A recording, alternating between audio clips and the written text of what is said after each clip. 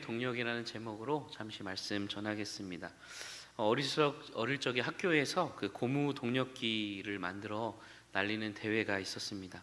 고무 동력기 혹시 아시는 성도님들이 계실지 모르겠는데 이 나무로 된 비행기입니다. 얇은 나무로 된 이 날개 뼈대 위에 그 플라이 스판이라고 하는 얇은 종이를 붙여가지고 만든 종이 비행기 같은 겁니다. 이 비행기가 나는 원리는 이 프로펠러에 달려 있는 고무줄을 이제 감게 되면 이 고무줄이 꼬이게 되죠. 계속해서 감으면 어느 정도 더 이상 감기 어려울 때까지 감다 보면 고무줄이 많이 꼬이게 됩니다. 그 이제 프로펠러를 놓으면 고무줄의 탄성에 의해서 풀리는 탄성에 의해서 프로펠러가 돌아가면서 이제 바람을 일으키고 하늘을 날게 되는 원리로 이제 날아가는 비행기인데요. 어렸을 적에 이런 대회에 많이 나갔던 기억이 납니다. 저도 이렇게 만들고 이런 것들을 많이 좋아했었어서 이런 대회에 나가곤 했습니다. 만일 이런 고무줄이 끊어진다면 이 고무 동력기의 핵심은 고무줄이거든요. 이 고무줄이 끊어지면 그 비행기는 더 이상 날 수 없게 되는 겁니다. 왜냐하면 동력이 없기 때문이죠. 동력 말 그대로 움직이게 하는 힘입니다. 모든 움직이는 것에는 동력이 있습니다. 여러분, 그리스도인이 거룩한 삶을 살아가기 위해서도 우리에게 동력이 있어야 합니다. 가만히 있으면, 어떤 우리에게 동력이 없으면 거룩한 삶을 살아가기가 참 어려운 것 같습니다. 가만히 있으면 떠내려가는 것처럼 우리에게도 거룩한 삶을 추구하기 위한 동력이 필요한데요, 오늘 말씀을 통해 그것에 대해 함께 나누고자 합니다. 이 자리에 있는 여러분들은 예수님을 다 믿으시죠? 네. 왜 예수님을 믿으시나요? 우리가 예수님을 왜 믿는가? 라고 이렇게 물어봤을 때 아마 많은 분들이 천국 가기 위해서요 라고 대답할 겁니다. 중요하죠. 우리가 예수님을 믿는 중요한 이유 중 하나는 천국에 가기 위해 예수님을 믿는 겁니다. 예수님이 아니고는 우리에게 소망이 없기 때문이죠. 근데 거기서 끝이 아닙니다. 우리가 천국에 가기 위해서 예수님을 믿는 것도 중요하지만 한 가지 더 중요한 목적이 있는데 그것이 바로 거룩입니다. 성경은 예수님을 믿어 이제 너희가 구원을 받았으니 이제 그것으로 너희의 신앙생활은 다 끝났다라고 말하지 않아요. 믿어서 천국 갔으니 너희의 신앙생활은 그게 전부야 라고 말하지 않습니다. 성경은 믿어 구원받은 천국에 들어갈 이 성도들의 이 땅 위에서의 삶에 굉장히 많은 관심을 기울이고 있다는 것을 우리가 기억해야 해요. 그럼 바울 서신 아시죠? 바울이 쓴 이 서신에 이 공통적으로 나오는 그 구조들이 있어요. 그래서 뭐냐면 대부분 바울은 어떤 방식으로 이야기를 하냐면 서신의 전반부에서는 하나님의 은혜를 이야기합니다. 그래서 하나님이 너희에게 은혜를 주셨고 그 은혜로 말미암아 너희가 구원을 받았고 너희가 어떠한 그리스도인, 어떤 존재가 되었는지를 이렇게 전반부에 이야기합니다. 그리고 후반부에는 그러므로라고 하면서 이 은혜를 받은 너희가 그에 합당한 삶을 어떻게 살아가야 하는가, 이 은혜를 받았으니 그러므로 이렇게 살아가야 한다라는 방식으로 바울 서신은 대부분 구성이 되어 있습니다. 오늘 우리가 살펴본 본문인 베드로전서 1장도 그렇습니다. 1장 전반부에 보시면 이 베드로는 흩어진 나그네인 성도들에게 너희가 받은 이 구원이 얼마나 견고하고 믿음으로 받은 이 구원이 얼마나 영광스러운지를 이야기한 다음에 오늘 본문 후반부에서는 그렇게 영광스러운 구원을 얻은 교회와 성도는 그에 합당한 삶을 살아가야 한다. 그러니까 이 성경은 우리의 삶에 굉장히 관심이 많아요. 너희가 구원받고 천국 가는 것이 신앙생활의 전부가 아니라고 말하죠. 구원받고 천국 가게 될 이 성도들은 이 땅 위에서 어떻게 살아가야 하는가, 하나님은 굉장히 많은 관심을 기울이고 계신다는 것을 우리가 기억하실 수 있기를 바랍니다. 여러분, 2013년 5월 11일에 영국 북부에서 마라톤 경기가 열렸는데 실제로 있었던 일입니다. 1위를 달리던 선수를 제외하고 2등부터 밑으로 5,000명은 다 실격을 했다고 하죠. 아마 들어보신 적도 있을 텐데요. 왜 그러냐면 1위하고 2등하고 격차가 심하게 벌어져서 1등은 정상적인 코스로 달렸는데 2등부터 그 2등을 따라오던 모든 5,000명의 선수들은 정상적인 이 마라톤 코스를 벗어나 다른 코스로 달려서 모두가 실격 처리되었던 일이 있었다고 합니다. 열심히 뛰었죠. 열심히 뛰었습니다. 42.19km 열심히 뛰었지만 실격한 이유는 방향이 틀렸기 때문에 실격했다는 겁니다. 여러분, 우리가 삶에도 굉장히 중요하죠. 열심히 살아가고 하루하루 시간을 쪼개서 바쁘게 살아가는 것 굉장히 중요하지만 우리가 삶의 방향이 중요하다는 거죠. 우리가 어떤 방향으로 나아가야 할까요? 네, 오늘 말씀을 같이 한번 보려고 하는데요. 거기 우리 말씀 14절, 15절 같이 한번 읽어봤으면 좋겠습니다. 14에서 15절입니다. 시작.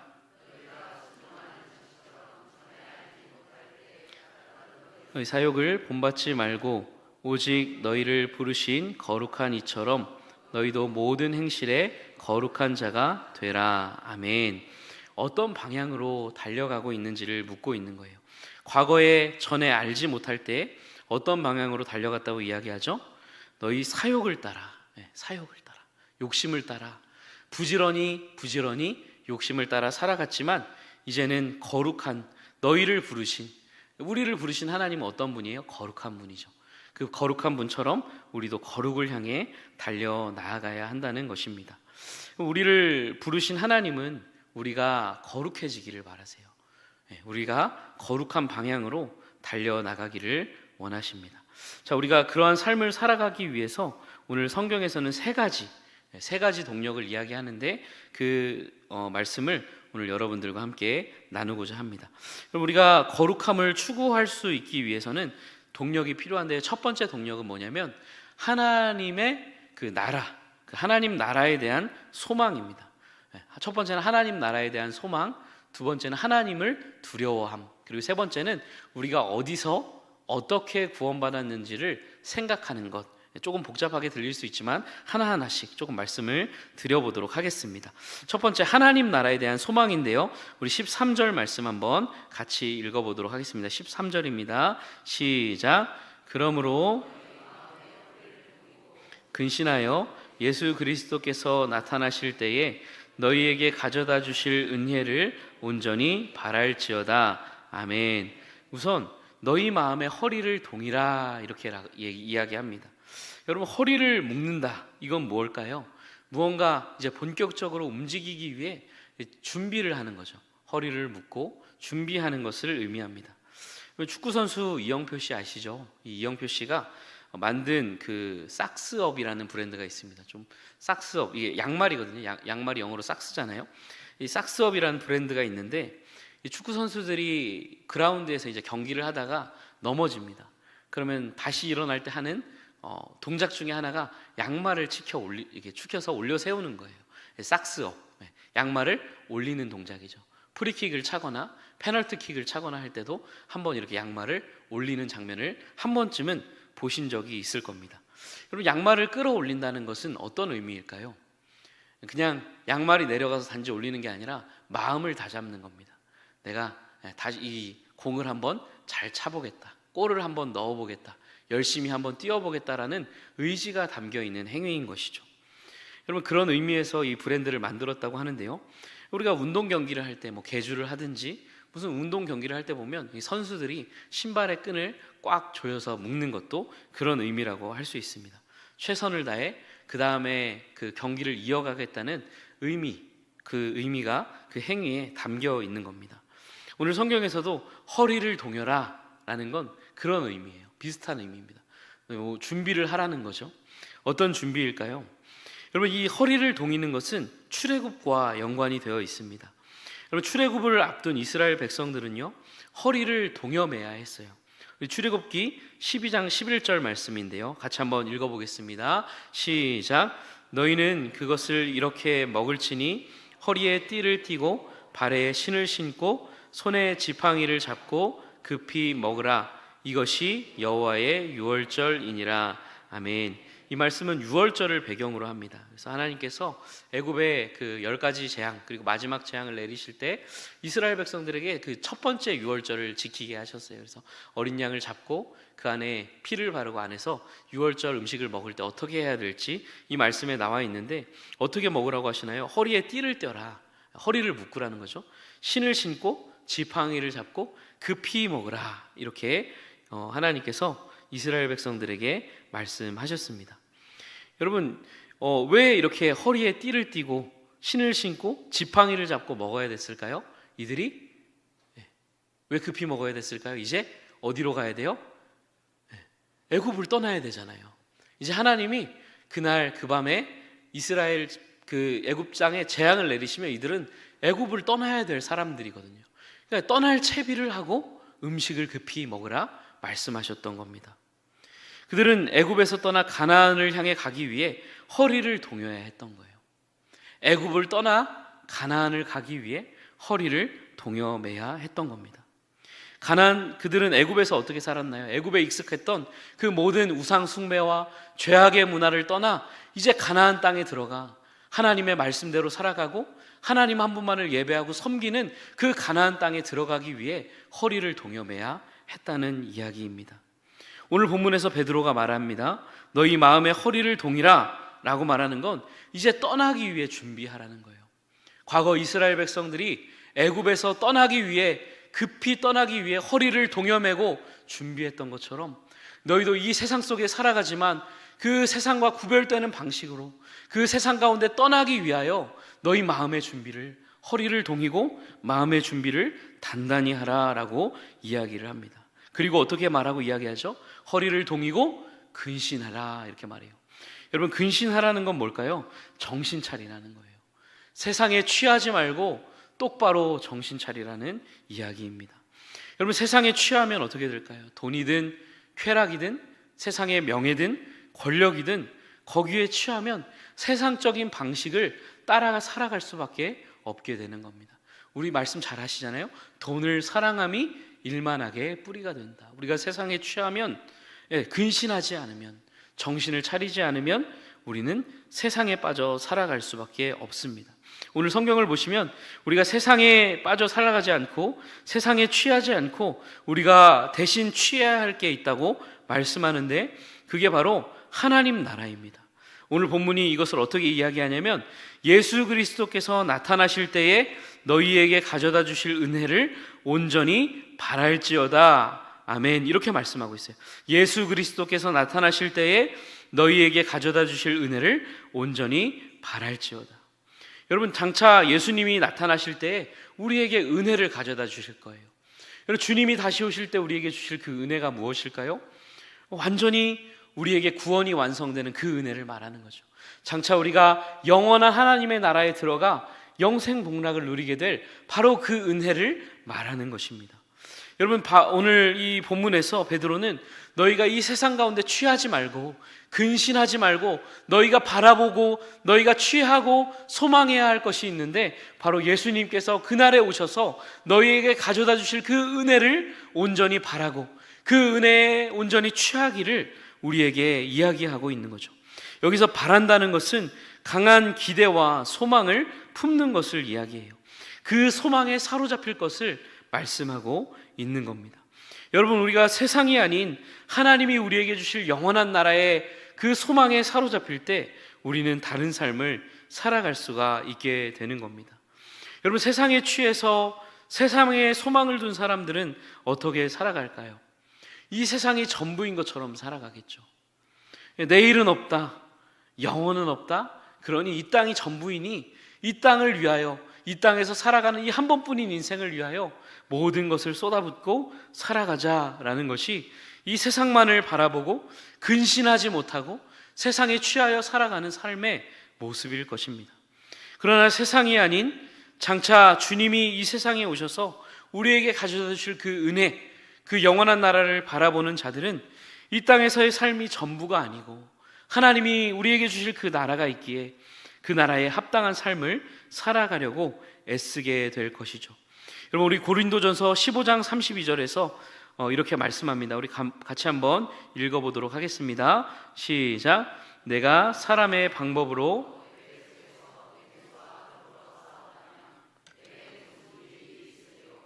죽은 자가 다시 살아나지 못한다면 아멘. 바울은 만일 부활과 영원한 나라에 대한 소망이 없다면 이 고린도전서 15장은 부활에 대한 말씀이잖아요. 그래서 부활이 없다는 사람들이 있었습니다. 이 세상이 전부다, 죽으면 끝이다, 부활이란 없다, 영생이란 없다 이렇게 말하는 사람들에게 뭐라고 이야기하냐면 만약에 정말 부활이 없고 영생이 없었다면 바울이 말합니다. 나는 이렇게 살지 않았을 거라고 이야기하는 거예요. 부활이 없었다면 나도 내일 죽으면 끝이니 그냥 먹고 마시자, 그런 태도로 이 땅을 살아갔을 거다라고 이야기를 합니다. 근데 바울이 그렇게 살지 않았죠. 정말 목숨을 걸고 주님과 복음을 위해 살았습니다. 그러면서 하는 이야기가 뭐냐면, 이 세상이 전부가 아니기 때문에 내가 이렇게 살아가는 거라고. 부활이 있고 영생이 있고 영원한 하나님의 나라가 있기 때문에 내가 하나님을 위하여 내 삶을 던지며 살아가고 있노라고 고백을 하고 있는 것이죠. 그리고 고린도전서 15장 58절에서 바울이 결론적으로 부활에 관하여 말하면서 이렇게 결론 짓습니다. 한번 읽어보겠습니다. 시작. 그러므로 내 사랑하는 형제들아, 견실하며 흔들리지 말고 항상 주의 일에 더욱 힘쓰는 자들이 되라. 이는 너희 수고가 주 안에서 헛되지 않은 줄 알미라. 아멘. 이 세상의 삶이 전부가 아니기 때문에, 부활이 있고 영원한 하나님의 나라가 있기 때문에 우리가 주님을 위해 수고하고 애쓰는 것은 헛되지 않다는 거예요. 우리 수고가 주 안에서 헛되지 않기 때문에 어떻게 해야 된다는 겁니까? 주의 일에 더욱더 힘쓰는 자들이 되어야 한다는 거죠. 여러분, 이 땅에서의 삶의 방식에 영향을 미칩니다. 우리가 무엇을 믿는가? 무엇을 바라보고 살아가는 것은 우리의 삶의 방식과 태도, 매일매일의 삶에 영향을 미치는 거예요. 여러분, 우리가 이 세상에서 이 세상에만 취하여 살아간다면, 이 땅이 전부라고 생각하고 그것만을 위해 살아간다면 우리는 결코 거룩한 삶을 살아갈 수가 없습니다. 그러나 우리가 오늘 말씀에 말씀하는 것처럼 허리를 동이고 정신을 차리고 우리가 그날에 주님이 우리에게 가져다 주실 그 은혜를 우리가 바란다면, 정말 그 하나님 나라를 소망한다면 우리는 이 땅 위에서 거룩한 삶을 살아가고자 애쓰게 될 것입니다. 여러분, 과거에 이스라엘 백성들이 애굽에 취해 있었다면 어땠을까요? 애굽이 너무 좋아요. 애굽이 너무 좋았다면 그들은 허리를 묶지 않았을 거예요. 애굽에 머물러 살았을 거예요. 그러나 이스라엘 백성들은 애굽을 바라본 것이 아니고 하나님이 약속해 주신 그 가나안 땅을 바라봤어요. 우리가 그 가나안 땅을 천국이라고 바꿔서 이야기한다면 그들은 하나님이 주실 그 나라를 바라보았기 때문에 허리를 묶고 익숙했지만 그 죄악된 애굽의 자리에서 벗어나 그 가나안 땅을 향하여 나아갔던 것입니다. 우리도 허리를 묶고 이 세상을 벗어나 이 세상 속에 살아가지만 하나님 나라를 바라보며 그 나라에 합당한 삶을 살아가야 합니다. 백석신학대학교 최영상 교수님은 십자가와 선한 양심이란 책에서 이런 말씀을 하셨는데요, 현실이 어둡고 절망적이면 내세를 바라보기가 훨씬 수월하다. 그렇죠? 현실이 막 어려우면 우리가 내세를 더 바라보기가 수월합니다. 하지만 현실이 그런대로 살기 편하다면 신앙도 다가오는 심판과 내세를 잊고 현실에 몰두하기 쉽다. 그래서 일어나는 현상이 세속화이다. 그런대로 살기 편하면 우리가 현실에 몰두한다는 거예요. 그래서 세속화되기가 쉽다는 겁니다. 여러분, 우리는 영원한 하나님 나라를 소망해야 한다는 거 잘 알지만 어쩌면 우리는 예전에 비해, 지금도 막 살기 힘드시잖아요.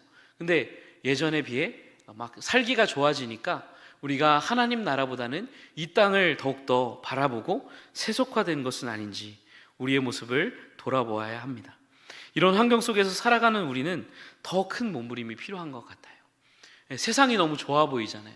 하나님 나라를 더 소망해야 하는데 우리 날마다 보는 이 현실이 어렵고 힘든 것이 아니라 너무나 좋은 것들이 많고 우리 삶이 윤택해졌기 때문에 하나님 나라를 소망하기가 더 어려운, 신앙생활을 하기가 어쩌면 더 어려운 그런 상황 속에 우리가 살아가고 있는 것은 아닌지 우리 몸부림칠 수 있기를 바랍니다. 날마다 말씀 앞에 서시고 더 근신하시고 마음의 허리를 단단히 묶으시고 말씀 앞에 서서 그 나라를 바라보는 그 은혜가 우리 성도님들에게 있기를 주님의 이름으로 축복합니다. 자, 두 번째 동력은 17절에 나옵니다. 우리 17절 같이 한번 읽어보겠습니다. 시작. 외모로 보시지 않고 각 사람의 행위대로 심판하시는 이를 너희가 아버지라 부른즉 너희가 나그네로 있을 때를 두려움으로 지내라. 아멘. 첫 번째는 하나님 나라를 소망하는 마음이 우리를 거룩으로 이끌어간다고 했어요. 두 번째는 하나님을 두려워하는 마음입니다. 우리가 아버지라고 부르죠. 우리를 자녀로 부르신 하나님을 우리는 아버지라 불러요. 근데 그 하나님은 어떤 분이라고 나와 있나요? 외모로 보시지 않고 각 사람의 행위대로 심판하시는 분이라고 오늘 성경이 말씀해 주고 있습니다. 그리고 외모로 보시지 않는다는 건 외적인 조건으로 우리를 평가하지 않으신다는 거예요. 우리의 키가 얼마인지, 우리의 몸무게가 얼마인지, 우리가 어떤 출신인지, 어떤 가문인지, 어떤 대학을 나왔는지, 얼마나 많은 것을 소유했는지, 그런 것으로 우리 하나님은 우리를 평가하고 심판하지 않으신다는 겁니다. 하나님은 우리를 무엇으로 평가하신다고 말하죠? 행위대로, 각 사람의 행위대로 판단하시고 심판하는 분이라고 말씀하고 있어요. 그럼 하나님은 우리가 어떤 삶을 살았느냐, 어떤 생각을 가지고, 어떤 삶을 살고, 어떤 열매를 맺었느냐를 가지고 우리를 평가하실 것입니다. 하나님은 무소부재하시죠. 전지하십니다. 주님의 눈을 불꽃 같다, 이렇게 성경이 표현합니다. 지금도 그 눈으로 세상과 우리 모두를 감찰하고 계세요. 우리의 마음, 그렇죠? 우리의 혀의 말, 주님 앞에는 감출 수 없는데 그것으로 우리를 평가하신다는 거죠. 여러분, 근데 불신자들은 이걸 모르잖아요, 그렇죠? 하나님이 누군지, 하나님이 자기네의 행위대로 판단한다는 것을 모르기 때문에 그들의 삶의 기준은 하나님이 아니에요. 자기죠. 내가 기준이에요. 내가 기준이 되어 심판자이신 하나님을 알지 못하기에 그렇게 살아갑니다. 근데 여러분, 신자들은 달라야 된다는 거예요. 우리의 아버지가 어떤 분인지를 알아야 한다는 거죠. 우리의 아버지는 어떤 분이시죠? 우리의 외모로 판단하지 않고 우리가 이 땅에서 어떻게 살았느냐를 가지고 우리를 판단하는 분이기 때문에 우리는 이 땅 위에서 이 나그네로 지낼 이때를 영원히 살 거 아니잖아요. 나그네잖아요, 그렇죠? 나그네로 살아갈 이때를 우리는 두려움으로 살아가야 한다는 겁니다. 우리 로마서 14장 10절에서 12절 같이 한번 읽어보겠습니다. 시작. 내가 어찌하여 내 형제를 비판하느냐, 어찌하여 내 형제를 업신여기느냐. 우리가 다 하나님의 심판대 앞에 서리라. 기록되었으되 주께서 이르시되 내가 살았노니 모든 무릎이 내게 꿇을 것이요 모든 혀가 하나님께 자백하리라 하였느니라. 이러므로 우리 각 사람이 자기 일을 하나님께 직고하리라. 아멘. 우리 각 사람이 자기 일을 하나님께 직고하리라. 너무나 두려운 말씀이에요. 우리가 어떻게 살았는지 하나님께 직고하리라. 우리가 직접 고해야 할 날이 있다는 것을 우리가 기억한다면 우리가 이 땅 위에서 하루하루 정말 하나님을 두려워함으로 거룩함을 또한 이루어 가야 합니다. 고린도후서 7장 1절 같이 한번 읽어보겠습니다. 시작. 그런즉 사랑하는 자들아, 이 약속을 가진 우리는 하나님을 두려워하는 가운데서 거룩함을 온전히 이루어 육과 영의 온갖 더러운 것에서 자신을 깨끗하게 하자. 아멘. 하나님을 두려워하는 가운데 우리 날마다 거룩한 삶을 살아가야 할 줄로 믿습니다. 마지막은 한 가지 더 남았는데요. 마지막은 베드로 사도는 우리에게 너희가 어디에서 구원을 받았고 어떻게 구원을 받았는지 생각해야 된다고 이야기합니다. 생각하는 것 굉장히 중요합니다. 우리의 신앙생활은 그냥 감정적으로만 하는 것이 아니에요. 우리가 무엇을 믿는지, 그리고 무엇을 믿고 생각하는지가 굉장히 중요한 문제인데요. 자, 우리 18절, 19절 같이 한번 읽어보겠습니다. 시작. 너희가 알거니와 너희 조상이 물려준 헛된 행실에서 대속함을 받은 것은 은이나 금같이 없어질 것으로 된 것이 아니요 오직 흠없고 점없는 어린 양 같은 그리스도의 보배로운 피로 된 것이니라. 아멘. 자, 이 말씀을 보시면 우리가 어디서 구원을 받았다고 되어 있나요? 조상이 물려준 헛된 행실에서 구원을 받았다라고 말씀하고 있습니다. 여러분, 우리는 구원이라고 생각하면 죄사함, 죄 용서만을 생각하기 쉬운데요. 근데 오늘 구원이 그 측면만 있는 것이 아니에요. 우리의 과거의 헛된 행실에서 건져내는 것도 구원인 거예요. 하나님은 우리를 과거 삶의 방식에서 건져내기 원하십니다. 여러분, 헛된 행실이 뭘까요? 과거에 행했던 모든 부끄러운 일들을 말해요. 이 헛된 행실이라고 말하는 건 이게 무가치한 거예요. 무가치한 거. 하나님 앞에 보기에 무가치하기 때문에 헛된 행실인 것이고, 오히려 하나님의 진노를 불러오기 때문에 이것은 헛된 행실이라는 거예요. 자, 베드로전서 4장 3절에 보면 이 베드로전서의 독자들이 과거에 어떻게 살았는지, 과거에 어떤 헛된 행실을 했는지 이렇게 말씀하고 있습니다. 같이 읽어보겠습니다. 시작. 너희가 음란과 무법한 우상 숭배를 하여 이방인의 뜻을 따라 행한 것은 지나간 때로 족하도다. 너희가 과거에 이렇게 행했잖아. 너희는 헛된 행실에서 하나님이 너희를 구원해 내셨어. 지나간 때로 족하다.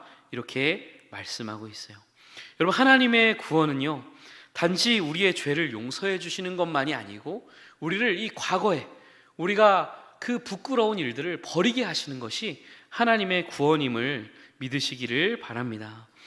여러분, 그러면 우리가 이 헛된 행실에서 무엇으로 구원을 받았다고 이야기하죠? 어디서 무엇으로? 헛된 행실에서 무엇으로요? 흠도 점도 없으신 예수 그리스도, 보배로우신 예수 그리스도의 피로 말미암아 우리가 이 헛된 행실에서 구원을 받았다, 이렇게 말씀하고 있는 거예요. 여러분, 우리의 이 과거의 더러운 죄들을 버리게 하시기 위해 하나님은 무엇을 버리셨습니까? 자기 아들의 생명을 거신 거예요. 우리의 죄 사함을 위해서만 아들을 주신 것이 아니고 우리를 이 과거의 헛된 행실에서 건져내기 위해 하나님은 모든 것을 다 거셨다고요. 우리를 헛된 행실에서 건져내시기 위해 주님은 자신의 모든 것을 다 거셨다는 사실입니다. 여러분, 하나님이 자신의 전부를 이것을 위해 다 거셨다면, 자신의 생명을 바쳐 우리를 헛된 행실에서 건져내기를 원하셨다면, 우리도 이 문제에 관하여 조금 더 진지해질 필요가 있다는 거죠. 하나님과 예수님이 우리를 헛된 행실에서 구원하시기 위해 자신의 생명 전부를 거셨다는 사실을 안다면 우리가 이것이 거룩한 삶을 추구해 나가는 또 하나의 동력이 될 줄로 믿습니다. 말씀을 정리하겠습니다.